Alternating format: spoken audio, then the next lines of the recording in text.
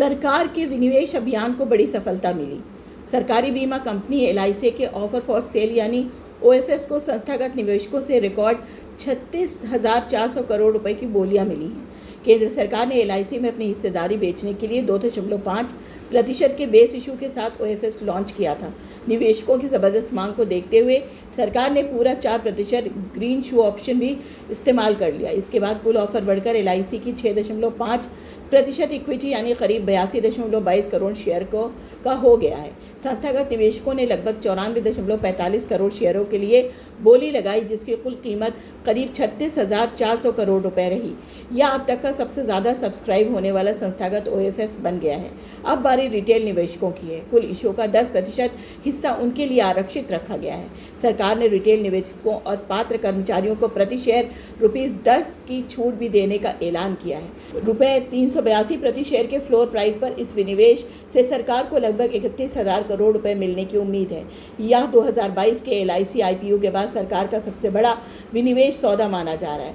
DIPAM सचिव अरुणेश चावला के मुताबिक संस्थागत निवेशकों का हिस्सा बेस इशू से 3.32 गुना सब्सक्राइब हुआ, जो भारतीय पूंजी बाजार में निवेशकों के मजबूत भरोसे को दिखाता है। इस सौदे से सरकार के विनिवेश लक्ष्य को बड़ी मजबूती मिली है। वहीं एलआईसी के लिए पब्लिक फ्लोट बढ़ाने से ट्रेडिंग लिक्विडिटी, संस्थागत निवेश और बाजार में कंपनी की स्थिति और मजबूत होने की उम्मीद है।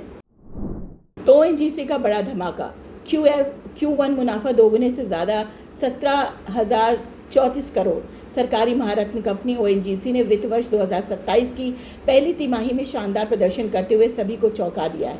कंपनी का कंसोलिडेटेड नेट प्रॉफिट दुगने से भी ज़्यादा बढ़कर 17,034 करोड़ रुपए पहुंच गया है। पिछले साल जून तिमाही में ओएनजीसी का मुनाफा 8,024 करोड़ था, जबकि पिछली तिमाही यानी जनवरी मार्च के 6,650 करोड़ रुपए के मुकाबले में इसमें बड़ी छलांग देखने को मिली है। इस रिकॉर्ड कमाई का सबसे बड़ी वजह रही वेस्ट एशिया में बढ़ा जियोपॉलिटिकल तनाव, जिसके चलते कच्चे तेल और प्राकृतिक गैस की कीमतों में तेज़ उछाल आया।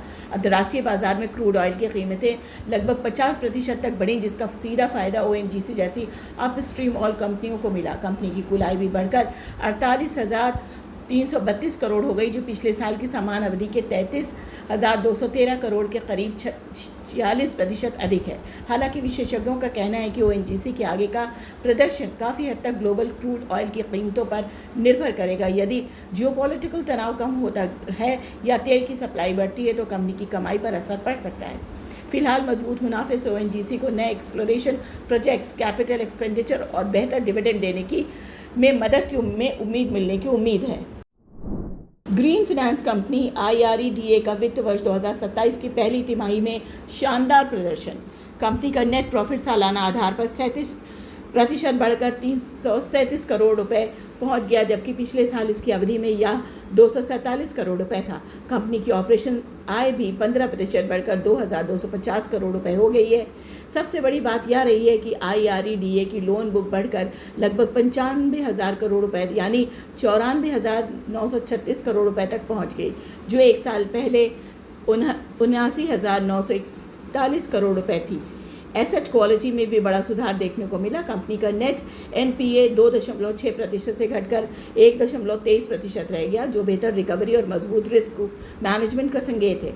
वहीं कंपनी की नेटवर्थ बढ़कर 14,133 करोड़ रुपए हो गई है। REDA ने ग्रोथ ऐसे समय में दर्ज की जब भारत 2030 तक 500 गीगावाट नॉन फॉसिल फ्यूल आधारित बिजली क्षमता का लक्ष्य हासिल करने के लिए तेजी से रिन्यूएबल एनर्जी में निवेश बढ़ा रहा है। कंपनी के CMD विजय कुमार मोहंती ने कहा है कि मजबूत बिजनेस फंडामेंटल्स, अनुशासित ग्रोथ और बेहतर रिस्क मैनेजमेंट की बदौलत IREDA में देश में ग्रीन एनर्जी फाइनेंसिंग की बढ़ती मांग को पूरा करने के लिए पूरी तरीके से तैयार है। भारत की सरकारी हाइड्रो पावर कंपनी NHPC ने वित्त वर्ष 2026-27 की पहली तिमाही के नतीजे जारी किए। अप्रैल से जून तिमाही में NHPC का कंसोलिडेटेड नेट प्रॉफिट 4.1% बढ़कर 1,178 करोड़ रुपए रहा, जबकि पिछले साल इसी अवधि में यह 1,131 करोड़ रुपए था। वहीं कंपनी की कुल आय 15% की शानदार बढ़ोतरी के साथ 3,960 करोड़ रुपए तक पहुंच गई, जो पिछले साल 3,443 करोड़ रुपए थी। रेवेन्यू में तेज उछाल से साफ है कि कंपनी को बेहतर बिजली उत्पादन और बेहतर रियलाइजेशन का फ़ायदा मिला। हालांकि ऑपरेटिंग कॉस्ट, फिनांस खर्च और डिप्रिसिएशन मुनाफे में की रफ्तार बढ़ने से कुछ सीमित रही। एनएचपीसी भारत की सबसे बड़ी हाइड्रो पावर कंपनी है और अब हाइड्रो के साथ साथ सोलर और अन्य रिन्यूएबल एनर्जी प्रोजेक्ट्स में भी तेज़ी से विस्तार कर रही है। अब निवेशकों की नज़र कंपनी के निर्माणाधीन प्रोजेक्ट्स, नए रिन्यूएबल प्रोजेक्ट्स और इस साल के अच्छे मानसून से जलाशयों के बढ़ते जलस्तर पर रहेगी। अगर पानी की उपलब्धता बेहतर रहती है तो आगे आने वाली तिमाहियों में बिजली उत्पादन और कमाई दोनों में मजबूती देखने को मिल सकती है। कुल मिलाकर एनएचपीसी ने फाइनेंशियल ईयर 2027 की शुरुआत मजबूत रिन्यूएबल ग्रोथ के साथ की है और कंपनी भारत के क्लीन एनर्जी मिशन में अपनी भूमिका लगातार मजबूत करती दिख रही है। रेलवे सेक्टर की नवरत्न कंपनी RITES ने पिछली तिमाही के नतीजे जारी किए। अच्छी बात यह है कि कंपनी के मुनाफे के साथ पहले अंतरिम डिविडेंड का भी ऐलान किया गया है। जून 2026 तिमाही में राइट्स का कंसोलिडेटेड मुनाफा बढ़कर 87.21 करोड़ रुपए हो गया, जो पिछले साल की समान तिमाही के 80.10 करोड़ रुपए से करीब 9% ज़्यादा है। वहीं ऑपरेशन के कंपनी की आय 8.7% बढ़कर 532.20 करोड़ रुपए रही।